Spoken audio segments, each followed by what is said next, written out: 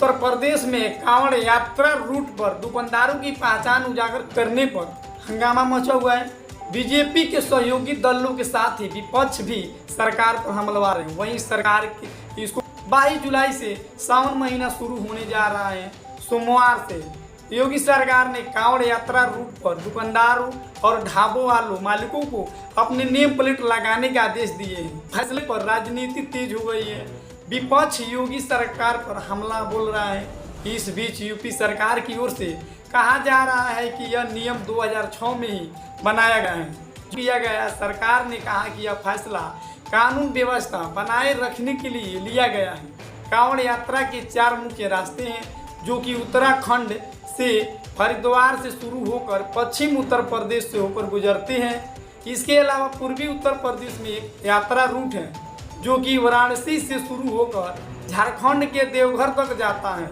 एक अन्य कांवड़ यात्रा है जो कि बाराबंकी और गोंडा के बीच होता है। बाराबंकी में प्रसिद्ध महादेवा मंदिर है। यहाँ पर सावन महीने में बड़ी संख्या में कांवड़िए आते हैं।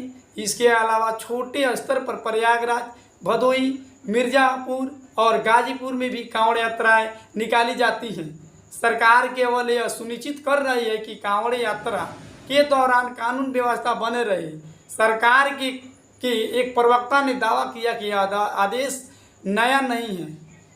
इसे पहली बार 2006 में समाजवादी पार्टी के शासन के दौरान बनाया गया था और 2011 में बहुजन समाज पार्टी के शासन के दौरान इस नियम को बनाया गया था।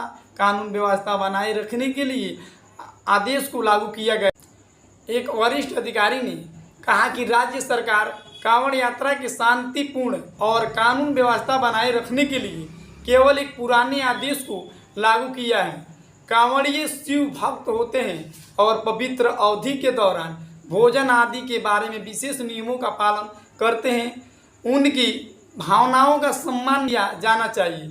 वहीं भाजपा के सहयोगी दल अखिलेश यादव और मायावती सहित विपक्षी के नेताओं ने आदेश को लेकर सरकार पर निशाना साधा और इस आदेश को 2 समुदायों के बीच संघर्ष पैदा करने वाला बताया है।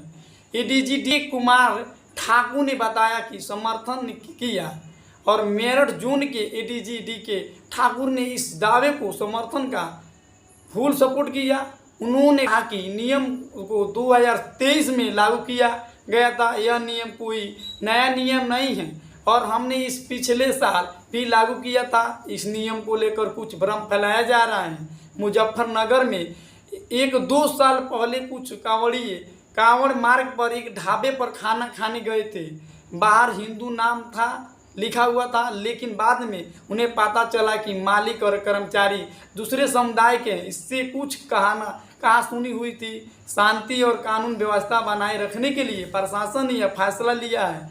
खासकर कांवड़ यात्रा के दौरान किसी भी तरह के भ्रम से बचने के लिए कांवड़ मार्ग पर स्थित भोजनालय को मालिक और कर्मचारियों के नाम लिखे होने चाहिए।